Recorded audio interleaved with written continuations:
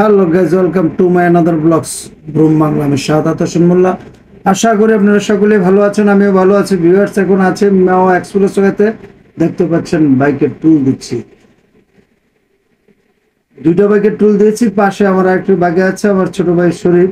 দুজন একসাথে আজকে যাব মাওয়ায় যাব। তো আসলে দেখতে আসলাম রাতে মাওয়া এক্সপ্রেসওয়েতে বাইক রাইড করতে কেমন লাগে। আসলে মাওয়া এক্সপ্রেসওয়ে দেখতে যত সুন্দর এবং ততটাই মর্মান্তিক। এই মাওয়া এক্সপ্রেস হওয়ার পর থেকে এ পর্যন্ত প্রতিদিনই মাওয়া এক্সপ্রেস ওয়েতে বাইক দুর্ঘটনা, অনেক বাইকের প্রাণ গেছে। তো আমার পরিচিতি 3জন বাইকের প্রাণ গেছে। তো এই রুটে আসলে এক্সপ্রেস ওয়েতে সবাই টানাটানি করে। আসলে রাতে টানাটানি করতে হলে টানাটানি করা যাবেই না, অত্যন্ত দেখে শুনে এখানে বাইক রাইড করতে হবে।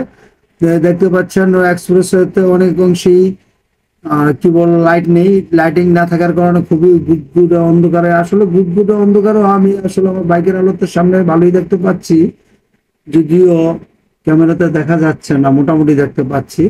তো এই আলোতে আসলে যেতটুকু দূরে চোখ যায় ততটুকু স্পিডে চালানো উচিত। দেখতে পাচ্ছেন আমার সর্বোচ্চ এই রোডের গতি হলো 80 কিলোমিটার প্রতি ঘন্টা।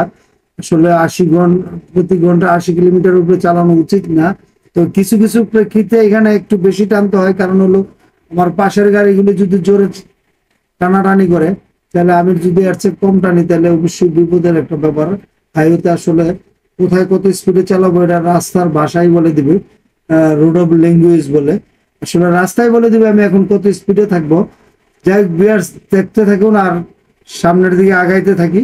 এই জায়গাটাতে আবার লাইটিং আছে, এটা একটা মানে ওভারপাসের উপরে লাইট আছে, কারণ দুই পাশে তো ফাঁকা, যদি মানুষ না দেখে তাহলে তো বিপদ। যাই বিয়ার্স, দেখতে দেখতে এগিয়ে যাচ্ছি এবং দেখতে থাকেন, শুনতে থাকেন।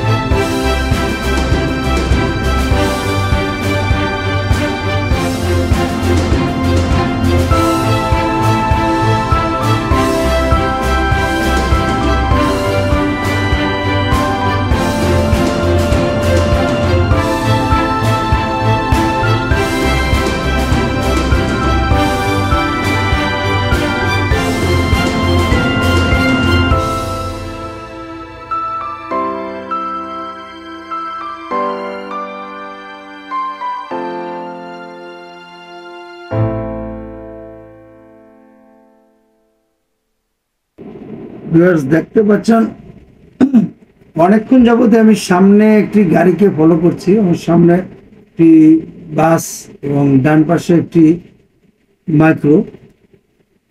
ওদেরকে ফলো করতে করতে আগাচ্ছি। আসলে ফলো করে দেখছেন ডান পাশে একটা গাড়ি হুটহাট করে চলে গেল। তো রাতে গাড়ি রাইড করতে হলে সামনে একটা গাড়ি ফলো করলে ভালোই লাগে।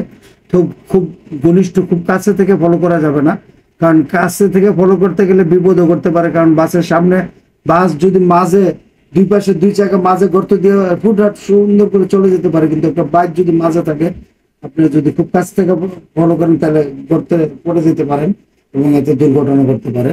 যাক ভিউয়ার্স, রাতে বাইকে খুব দেখে শুনে চালাতে হয়, কিন্তু একটা সুবিধাও আছে অসুবিধাও আছে। সুবিধা অনেক, খুব সাবধানে সামনের দিকে ফলো করতে হবে এবং ডাইনে বামে ফলো করতে হবে। আর সুবিধা হলো পিছনে যদি আপনার কোনো গাড়ি থাকে, লাইট দিকে বুঝতে পারবেন যে আপনার খুব কাছাকাছি গাড়ি আছে এবং তাকে সাইড দিয়ে দিতে হবে। তো সাইড দিতে হলেও অনেক দেখে শুনে সাইড দিতে হবে। আমি গাড়িটাকে অনেকক্ষণ ফলো করতে করতে এগিয়ে আগাচ্ছিলাম, এখন আমি এটাকে ওভারটেক করে চলে যাচ্ছি। দেখতে পাচ্ছেন ভালো অন্ধকার, একদম গুড়গুড়ে অন্ধকার, কিন্তু আমি রাস্তা মোটামুটি দেখতে পাচ্ছি। আমার সামনে আরেকটি গাড়ি আছে, ওই গাড়িটাকে ফলো করতেছি, এখন এভাবে এগিয়ে যাচ্ছি।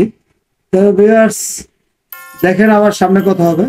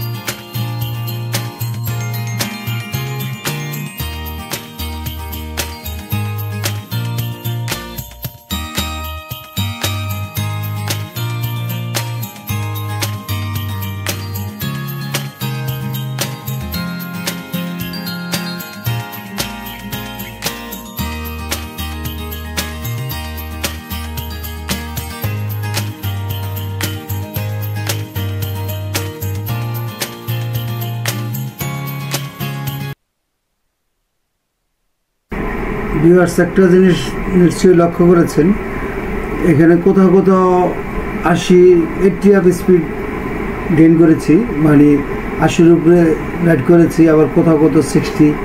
আসলে রাস্তার ভাষা বুঝে এখানে রাইড করতে হবে। যেখানে যত স্পিড ততই গতিতে চালাতে হবে, ওভার স্পিডিং করা যাবে না। তো আজকে আর ভিডিও বেশি দীর্ঘায়িত করবো না, এখানে শেষ করে দিচ্ছি। তো যারা আজকে আমার এই ভিডিওটি এই পর্যন্ত দেখেছেন সকলকে ধন্যবাদ জানাচ্ছি, এবং একটি সাবস্ক্রাইব করার জন্য রিকোয়েস্ট করছি, এবং যারা ইতিমধ্যে সাবস্ক্রাইব করেছেন লাইক কমেন্ট এবং শেয়ার করবেন ইনশাল্লাহ। তো আজকে এখানে শেষ করছি, খোদা হাফেজ। নেক্সটে আবার কোথাও কোন ভিডিওতে দেখা হবে ইনশাল্লাহ।